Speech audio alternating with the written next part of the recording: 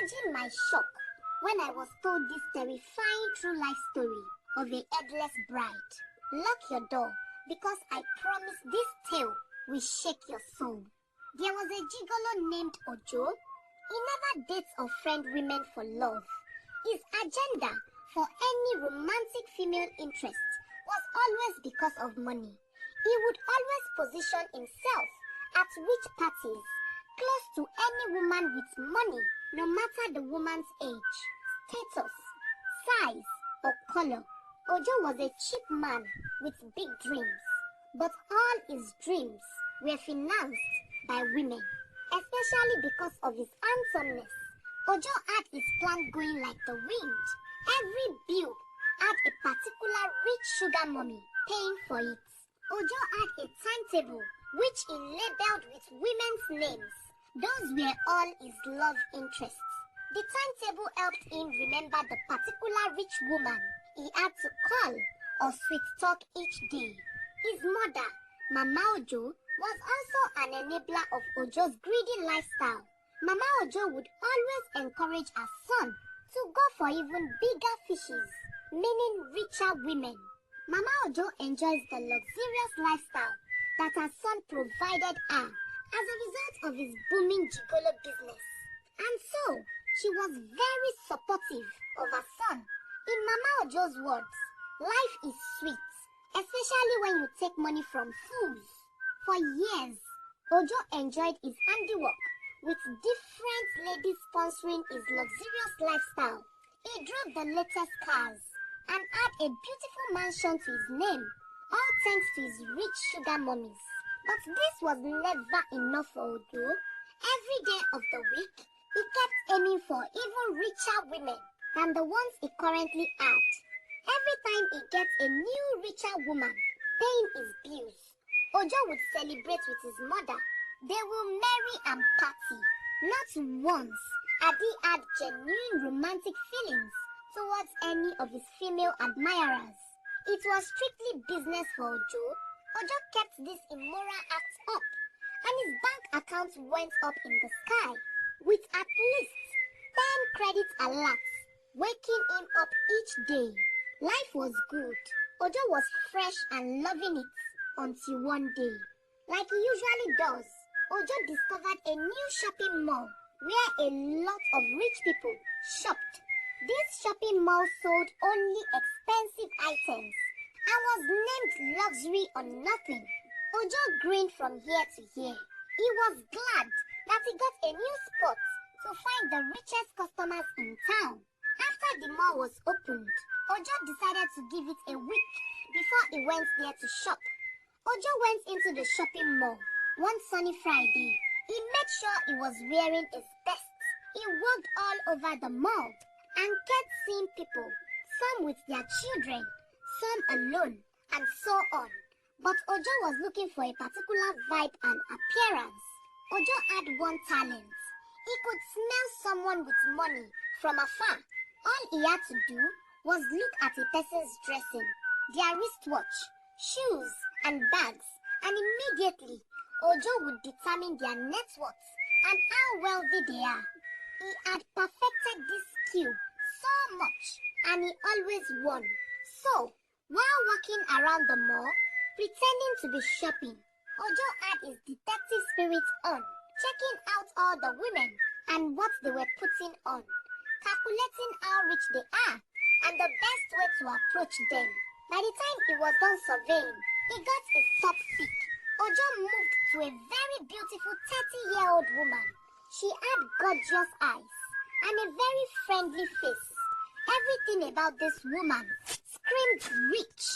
Ojo dropped one of his hand beads on the floor in order to get the strange rich lady's attention, and it worked. The beautiful woman was so caring.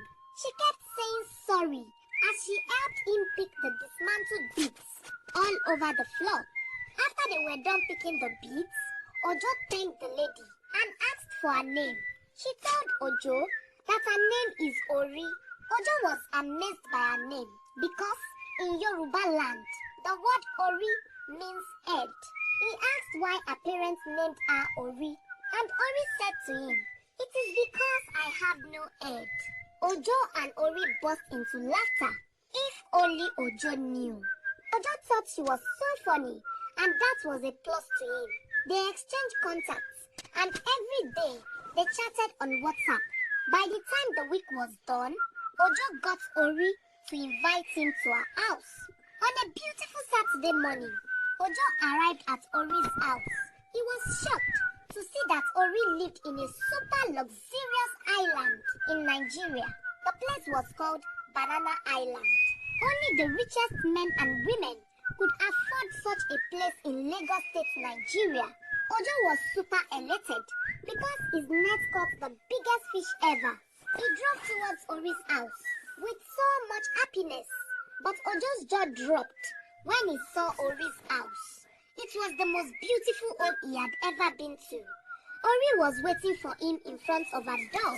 She was so happy to see him. She took him in and served him a very delicious meal, pounded yam with vegetable soup and big goat meat. Ojo thanked her for the hospitality and they started talking. Ojo asked the obvious question. He asked how she got so much wealth at such a young age, and this question made Ori cry.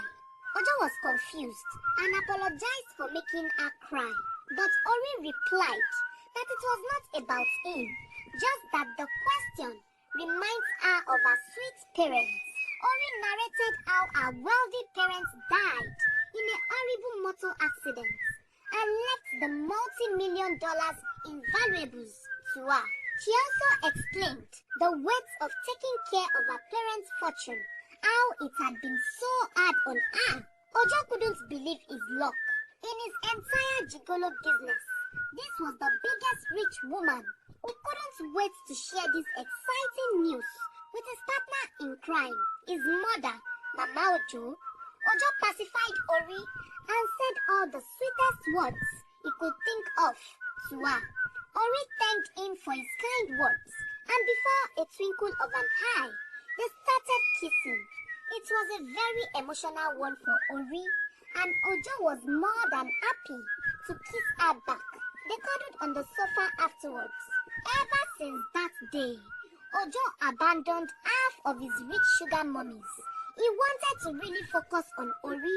His mother also encouraged him to focus on her because they need to get very close to her in order to get her to will all her parents' assets to Ojo. Ojo thought it was a good plan. In fact, get her to marry you. We can't look away from so much wealth, my son. These were Mama Ojo's words to her son. Ojo told his mother he doesn't love Ori. He just wants her money, a piece of the fortune cake. But his mother insisted this had nothing to do with love. You can always divorce her or get rid of her after your marriage. Mama Ojo said to her son. Ojo pondered on this for days, and at the end, he concluded it made sense and devised all methods and plans to make sure Ori fell in love with him. He would bring her food, buy her expensive items with his gigolo funds. He would shower her with so many cute text messages. He did everything in his power and with his experience with women to woo Ori every second, minute, and day. He pretended to be love-struck and he played the character well because with each passing day, Ori fell deeper and deeper in love with Ojo. Ojo took Ori to his mother and Mama Ojo received Ori with so much enthusiasm and happiness. She pampered Ori to the extent that Ori had to say how surprised she was with the fact that her mother-in-law-to-be was nothing like people say mother-in-laws are. Mama Ojo assured Ori that since she has no daughter and her son loves her so much, she sees Ori like her daughter. Ori was very grateful and she shared a hug with Mama Ojo before leaving that day. Ojo placed lots of pressure on Ori to let him meet her family, and after his fourth attempt, Ori finally took him to her father's younger brother's house. Mr. Akpa was so delighted to see Ori, his late brother's daughter. Ori introduced Ojo to Mr. Akpa, and Mr. Akpa was so happy that Ori finally had a love interest. He embraced Ojo and pleaded with him to take good care of Ori. When they left Mr. Akpa's house, Ojo asked Ori why they loved having funny names in her family because in Yoruba language, Akpa means arm. Ori told Ojo she also finds that funny and they both laughed it off, if only he knew. 4 months later, Ojo and Ori got married. It was a colorful wedding. Everything was going on as it was supposed to until it didn't. At the wedding reception, Ori suddenly asked for the microphone, claiming she wanted to say something nice to her husband in front of their well-wishers. Ojo was smiling hard. In his mind, he had Ori exactly where he wanted her, in his fake love web. Mama Ojo was looking at her son with so much pride and admiration for bagging such a jewel. Ori was given the microphone, and with her beautiful wedding gown, she stepped on the stage. She thanked everyone for coming and for celebrating this wonderful day with them. But I have to thank someone specially, Ori said, and Ojo thought for sure she was referring to him. But to his surprise, Ori said, I want to thank you, Ayanilori, my good friend. Ojo was confused, not only because Ori thanked another person, but because of the person's name. Ayanilori in the Yoruba language means someone who borrows people's head. Ayanilori, my sweet friend, thank you so much, because without you, I couldn't have done this. I couldn't have bagged such a handsome man. Ori added. Ojo was totally confused. He tried dissecting this when he suddenly saw Ori twisting her head. Ojo, his mother, and a few of their friends were shocked, but the remaining guests were laughing, cheering, and clapping for Ori as she kept twisting her neck and turning her head. It is time for me to return your property back to you, Ayanilori. Please come forward, Ori said aloud, and Ojo was still not sure about what was happening. A young lady stepped out of the crowd and kept smiling as she walked towards Ori. Then, the craziest thing happened. Ori finally gave her head a hard twist, and it came off. Ojo couldn't believe his eyes. He watched in fear as Ori lifted her head and handed it over to the young lady before her. Thank you, Ayanilori. The hair on your head is very soft and long. I totally enjoyed brushing it. Ori said. Ojo began to pee on himself. He screamed for his mother, and everyone except Mama Ojo and a few friends laughed at him mockingly. Ori walked headlessly over to her husband and hugged him tight before her headless neck suddenly sprung out to form a monstrous head. The monster looked nothing like the Ori that Ojo knew. Ori kissed Ojo, and Ojo started to vomit. Oh, my husband, we are just getting started. You all should say hello to my husband, please, Ori added, referring to the guests, and another wild thing happened. The guests, the DJs, the servers, ushers, and Mr. Akpa, Ori's father's brother, all turned to beasts. Mama Ojo and her friends fainted at the sight of the horror going on, and one by one, the beasts came to greet Ojo. Ojo was numb out of his mind as they kept kissing him one by one. I am finished, Ojo kept screaming. My husband, you are not finished until I say so, Ori added. Oh my God, what have I done to deserve this? Ojo wept. Ojo, now you are calling God? Ori laughed. Let me tell you a secret. God created creatures like me to teach people like you a lesson. We have been watching you, Ojo. We watched you taking advantage of women, destroying families, committing immoral acts just because of money. It is time for you to harvest your crops. Ori yelled at the sweating Ojo. Do you remember when you asked me why my parents named me Ori? Ori asked Ojo, who nodded yes very fast. Good. I didn't tell you the entire truth. My full name is Kolori. Ori revealed. In Yoruba language, Kolori means someone who has no head. I was sure you wouldn't like my beastly head. So, I decided to borrow a beautiful head with beautiful hair from my good friend, Ayani Lori. And I am happy you liked it, Ojo. Ori revealed. Somebody help me! Help me! Ojo kept screaming. Sorry to disappoint you for the 100th time today, Ojo, because no one can hear your screams. This is not really a building.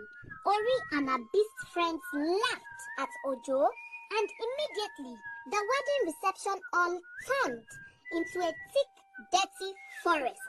Ojo wept like a baby. He knew it was finished, and indeed, he was in serious trouble. I have one more surprise for you, Ojo. Ori said to Ojo before calling out Mr. Akpa. My darling husband, Ojo, you were such a fool. The whole thing was playing before your eyes, but your greediness blinded you. Do you remember when you asked me why it was named Akpa? Ori asked Ojo, who was crying bitterly. Answer me, dummy. Ori yelled angrily. Yes, I remember Mr. Akpa, your father's brother. Ojo cried. Good boy. His full name is Kolakpa. Ori replied. Kolakpa means someone or something who has no arm in Yoruba language. Mr. Akpa licked Ojo's arms. That is true, Ojo. I had to borrow the arms you saw me wearing. But I am happy. Your arms are looking very inviting. I won't have to borrow arms anymore. Mr. Akpa mockingly said. Ori agreed. My family, let us all come together and pick any body parts we need. As you all can see, there is plenty for everyone. Ori announced, encouraging her beast family to pick their choices from Ojo, his mother, and his mother's friends. Like the speed of light, the beasts surrounded their new guests, with each beast picking what they were interested in, as if they were in a buffet party. If you enjoyed this story,